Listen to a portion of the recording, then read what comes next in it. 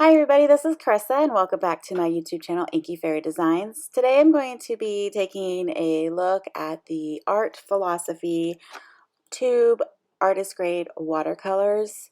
I'm going to do a little painting, but first, before I do that, I'm going to swatch them out.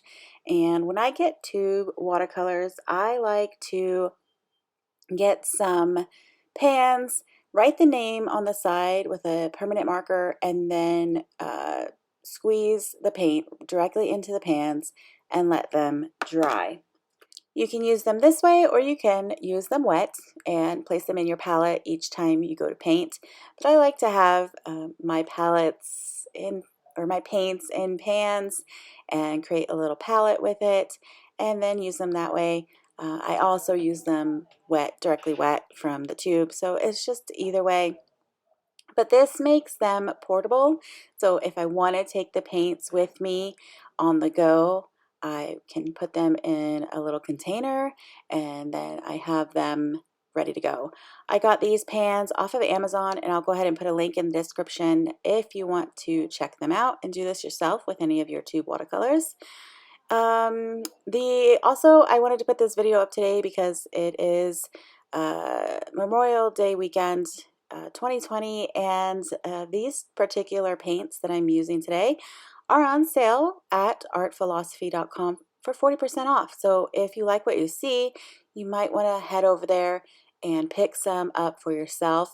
I started with about 6 of them, and then they went on sale last month, and I completed the collection. So now I have all 18 colors, and that's what I'm panning today and also swatching. So like I put up earlier, if you want to just skip ahead to the actual watercolor painting of the poppies that I do with these paints, you can skip ahead to 6 minutes and 30 seconds approximately in this video, and I'll go ahead and get into the painting.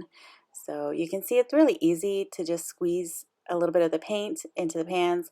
I set them aside to let them dry, and then these particular pans came with a little bit of a magnet that I can stick to the bottom and then stick them to my magnetic or my metal tin, and then they stay in place, which is kind of nice. So now I'm going to go ahead and start swatching them. You can see I put a bit of the paint in this ceramic palette that I have. It actually had 18 wells. It was perfect, and I put them in the same order that you see them laid out at the top of the screen. I wrote the names on my paper, and now I'm going to go ahead and swatch. And I'm not being super careful with my swatching. I do have 2 jars of water so that I can rinse my brush off and then rinse it off in clean water, and I can get a true swatch without, dirty water. That tends to happen. And let's see what else. I am working on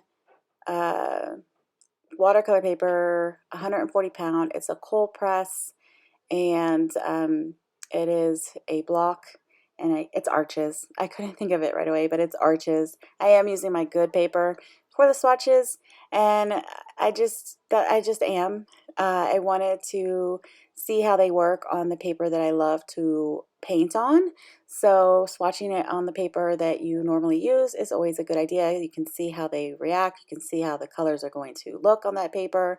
And so I definitely suggest, if you want and you don't worry about, swatching on good paper, go ahead and do that.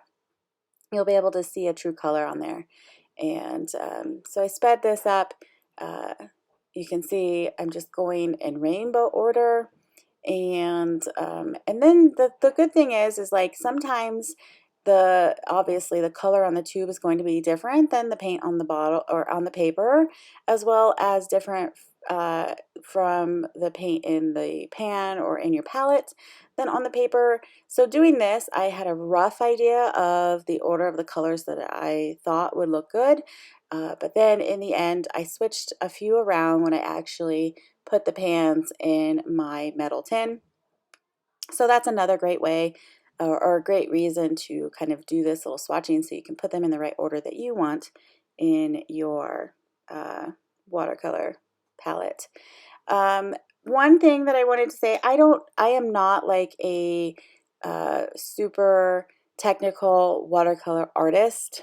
I know there are pigment combinations and pigment, things. I know, but I haven't really dived into that aspect of watercolor. I just paint till I'm happy. I paint because it makes me happy, and the pigment stuff doesn't really mean anything to me. But if it does to you, the nice thing about these watercolors is that it does have the pigment on the tubes. So, for instance, Rose Madder, I just have that in my hand, has pigment PR83. So if that means something to you, you can find that on every single tube. It also has the light fatness, the light fastness rating, as well as the series and the transparency. So it has all of that clearly marked on the tube, which is really nice if that is something that is important to you. So you can see I've gone ahead and finished off this little swatching. I was going to point out the colors that I like, but I totally didn't. I do love the Rose Madder, the Crimson, the Permanent Yellow Deep, the Greenish Yellow, Viridian Hue. I love all the blues, and I like that there's a red tone and a cool tone, or like a warm tone and a cool tone brown in this collection. So now let's talk about this painting. I did a little bit of a study in my practice journal. These are the colors that I'm going to be painting with today. So I chose Permanent Red, Rose Madder, Crimson. For my green, I did a little combination of Hooker's Green, Greenish Yellow with a dab of red, Indigo for my centers, and then I forget which yellow ochre I think is what I used. So that's my practice. That was in my practice journal. Now I have my good watercolor paper, which is the Arches Cold Press 140-pound paper. This is the block pad of paper, so it is glued on all edges. And that really helps to keep it from warping while you are painting. So the watercolor brushes that I'll be using today are by Silver Limited Brush Company. I'm using the Black Velvet. I'm actually using a number 8 round, not the 12. And then I'm also using a number 6 Silver Silk 88 Cat's Tongue. This is a mixed media brush. You can use it with acrylics or watercolors.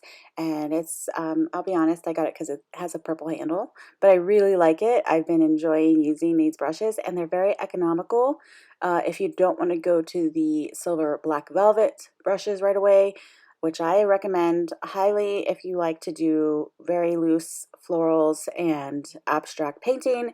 You could definitely try these, and they have a little bit more bounce back. So that's about it. I'm going to put on some music for you and let you just see the painting come together. I really don't feel like I can give you any instruction on my process. I just wanted to paint some poppies for Memorial Day. They are some of my most favorite flowers to paint, and I just wanted to have a little fun, play with the new paints, and let you guys see it all come together. And I'll go ahead and come back at the end and wrap it up. Enjoy!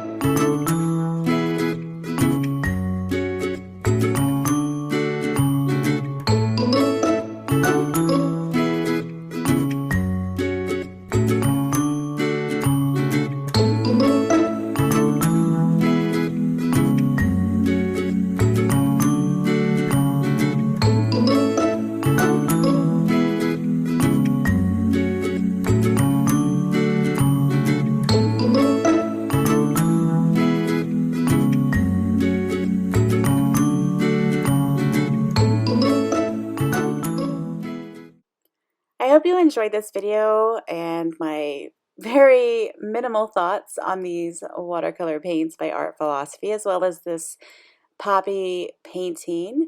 And if you did, be sure to give this video a thumbs up so more people can see this video. It really does help my channel when you do that, as well as leave a comment. Let me know what you think about these paints, and I definitely, if you have any questions, come back and answer those for you. Don't forget to check out these watercolors if you're interested in them. They are 40% off this weekend. So you can pick some up at a really great price. And again, just thanks for hanging out with me. I am so excited to be painting again and doing more watercolors, more florals, and I want to bring more of that here to you. So if that sounds like a good idea, be sure to let me know by liking this video, subscribing, and leaving a comment. I'll leave a link here to some of my previous watercolor videos for you to check out. And that'll do it for me today.